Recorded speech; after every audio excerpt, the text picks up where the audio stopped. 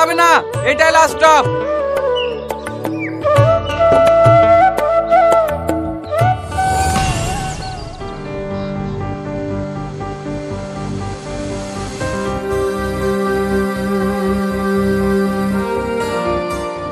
ও বড়দা, দাঁড়ান দাঁড়ান দাঁড়ান।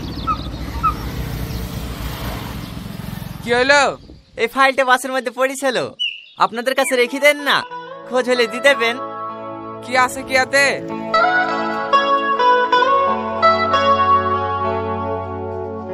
এটা মাধ্যমিকের অ্যাডমিট না?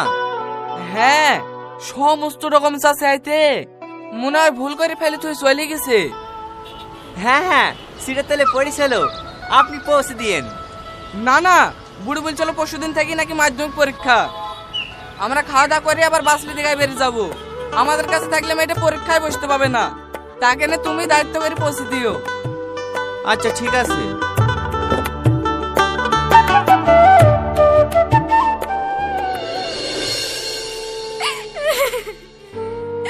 আমার সারা বছরের মেহনত সব মাটি হয়ে গেল গো মা। কাঁদিস নি মা, কাঁদিস নি।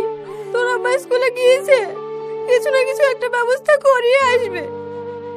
এই রীতি ভালো করে মনে করে দেখ দিনি, পরশুদিন সকালে কিন্তু টিপুর দোকানে জেরক্স করতে গেছিলি, ওইখানে ফেলে তো আসিসনি তো?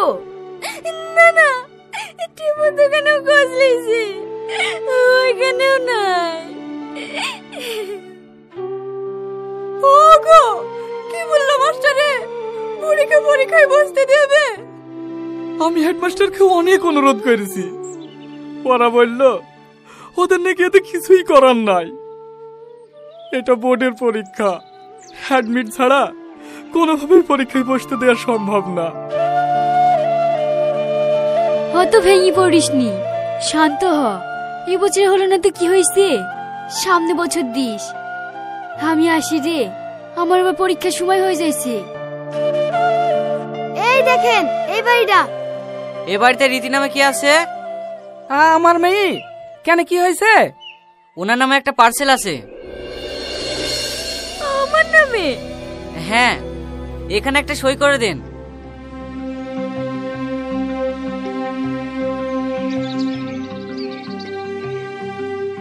আমাকে আমার পার্সেলকে পাঠালো।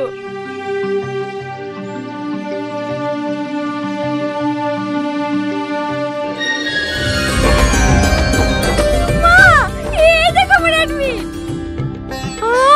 কই দেখি। এই দেখো, আমার সব ডকুমেন্টস আছে। আমার অ্যাডমিটটা হারিয়ে গেছিল, এই অ্যাডমিটটা না পেলে তো আজকে পরীক্ষা দিয়ে বসতে পারতুক না। আপনি যেমন কি উপকার করলেন।